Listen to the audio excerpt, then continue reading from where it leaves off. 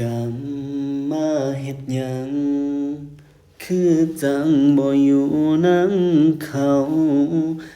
สิกำมาเอาหยังจากอ้ายอีกน้อบ้านนี้ถ้าหั้นที่เจ้าบอกว่าหักตอนนี้เขาไปอยู่ไสคนที่เจ้าบอกว่าหักหลายตอนนี้หายไปไสแล้วนางคือบ่มาเบิ่งแย่งกันแน่คือบ่แพงเจ้าจึงคือเก่าหักที่เคยหวานขมปานพักกะเดา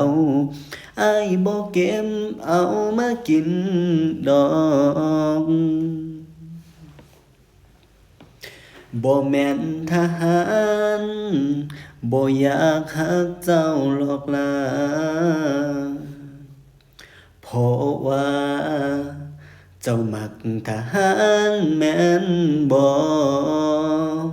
พยาบาลบ่อยากถูกหลอกถูกตัวว่าหักจากเจ้า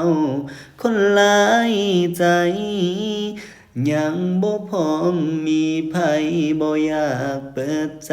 อ้ายย้านเจ็บขออยู่ผู้เดียวนี่ล่ะบ่ตายหรอกนะอ้ายทนอยู่ได้สิบ่ใจง่ายหักไผให้เจ้ากลับไปซะเด้อน้องลาไปอยู่กับทหารคนดี